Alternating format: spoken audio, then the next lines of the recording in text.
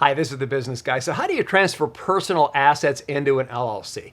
We'll talk about contributing cash to your LLC, how to put real estate into an LLC, personal property such as computers and vehicles, if you should or shouldn't put your personal residence into an LLC, what to write down when you move an asset into your company, filing the right documents, and how your LLC can slash your estate tax bill by using it to move assets to your heirs upon your passing. Now, when you form an LLC, you'll need to transfer assets into the company in order to properly capitalize the business. If you have business partners, they too will contribute assets, or you can contribute services for that matter, in exchange for an ownership percentage. Now, you might put money or property into your LLC for two main reasons. First, to capitalize your business. A new business needs assets to get off the ground, and owners typically make capital contributions that might consist of cash, personal property, real estate.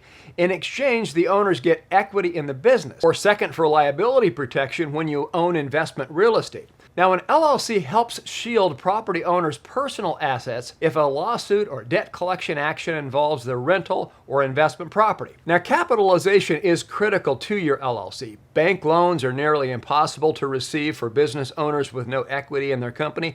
In addition, the courts may determine that members of an undercapitalized LLC are ineligible for the liability protection generally provided by an LLC. As a background, I'm the CEO of Lawyers Limited and Asset Protection Planners, the nation's largest asset protection firm. We have attorneys on staff, so if you want to form an LLC, you can give us a call or fill out a free consultation form at assetprotectionplanners.com. Let's look at how transferring assets work. Capital contributions. A capital contribution is an asset given to your LLC in exchange for equity, the value of your ownership percentage. An asset can be cash, property, or professional services, and most capital contributions are tax-free. For example, if you initially invest $10,000 in your LLC as a capital contribution, you would receive $10,000 of equity in your LLC. Now, by default, LLCs are flow-through entities for taxation purposes, meaning there's no income tax on the company. Instead, the owners pay personal taxes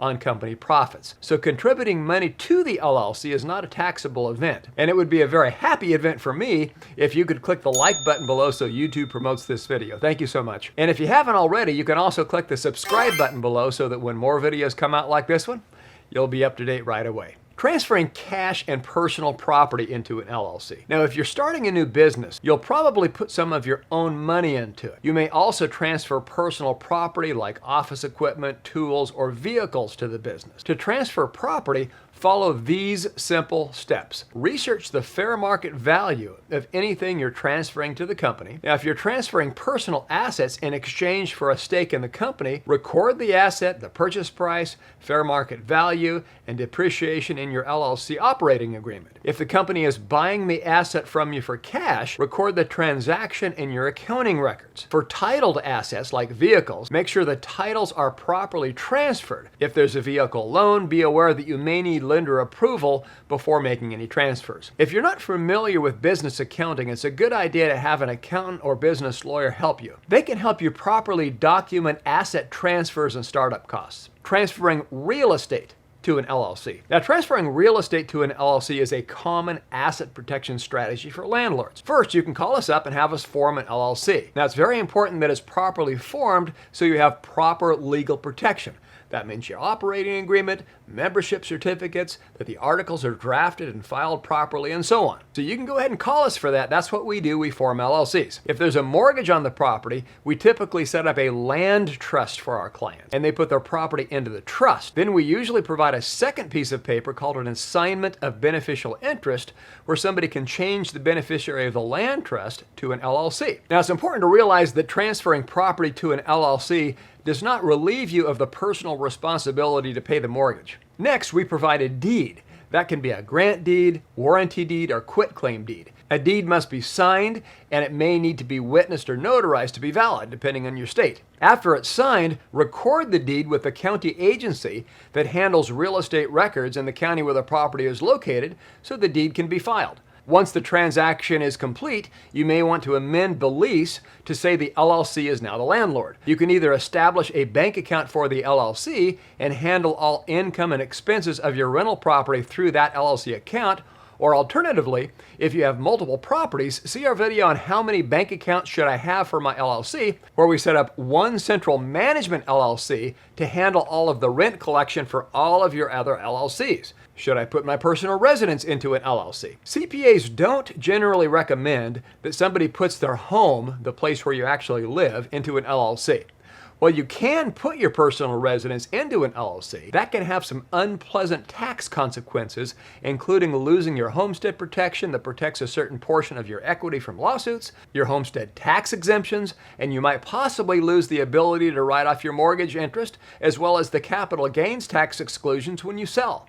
Now, rental property and second homes fall under a different tax category than personal residences, so setting up one LLC for each rental property is usually a great idea. That way, when there's a lawsuit on one property, that LLC acts like a cubbyhole, so the lawsuit cannot topple your entire real estate investing empire.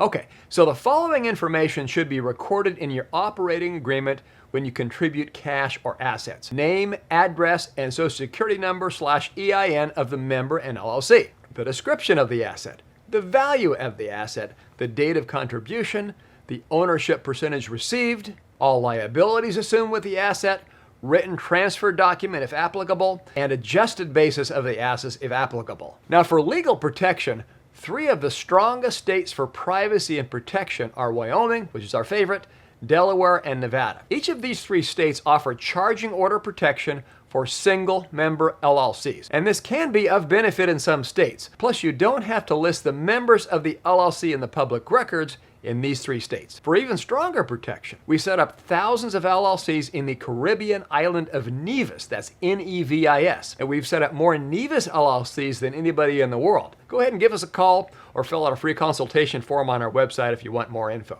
Sale and purchase. Now, instead of transferring assets as a capital contribution, you can also sell assets directly to your LLC. The LLC gets the asset and you get the cash. The most significant difference between a contribution and a sale is that the sale creates no equity in the company. For example, if you sold a chunk of land to McDonald's, they would pay money for the land, but you would not receive shares of McDonald's stock in return for the land. Now, sales also have tax implications for both you, the seller, and your LLC, the purchaser. Let's say, for example, you sell a car for $10,000 to your LLC instead of giving it as a capital contribution. The cash you receive is now taxable gain, which must be reported on your income tax return. As well, your LLC has received an asset with a depreciable basis, $10,000, which will depreciate over time. Asset purchases should be carefully recorded as capital contributions. Also, there is no reason to record purchases in your operating agreement, since this type of transaction is not in exchange for membership in the LLC.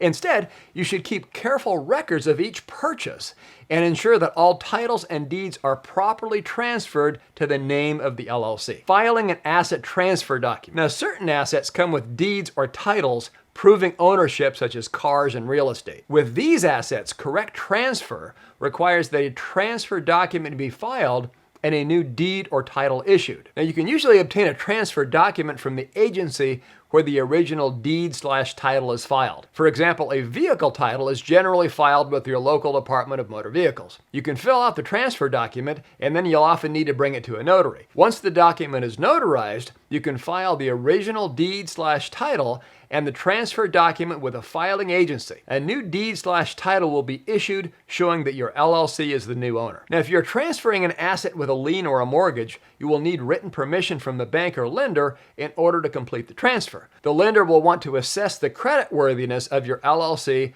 before allowing the transfer. Alternatively, for real estate, we typically form a land trust, which according to the Garn-St. Germain Act, does not require lender permission as long as the property is between 1 and 4 units used for residential purposes. LLC transfer on death, TOD. Okay, so what happens when you pass away?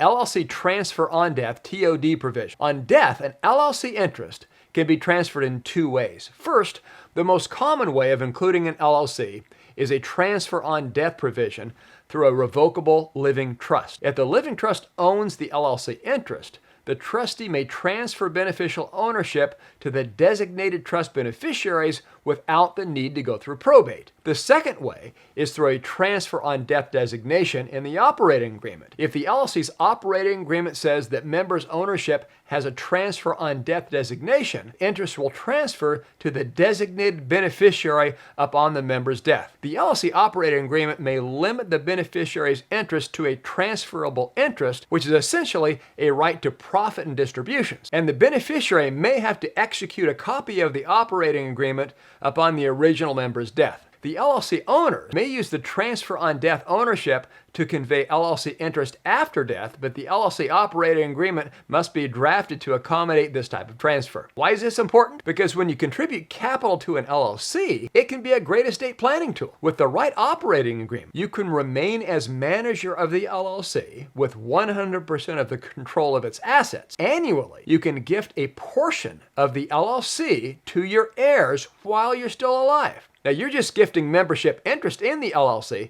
but nothing they can take or spend while you're still alive. Say the minimum tax-free gift per person was $16,000. So you could give $16,000 worth of membership interest in the LLC to one child, and then so could your spouse. Then each of you could also gift the same amount of membership interest in the LLC to your child's spouse. So that's 4 times $16,000 per child. That's $64,000 per year worth of value that you could give away tax-free, therefore reducing your taxable estate when you die. And this could potentially save your heirs a ton of money in inheritance taxes if you have a large estate. So that's how to transfer assets into an LLC. If you want to set up an LLC, you can give us a call or fill out a free consultation form at assetprotectionplanners.com. Please like, subscribe, and share this video with others. See you next time. This is The Business Guy.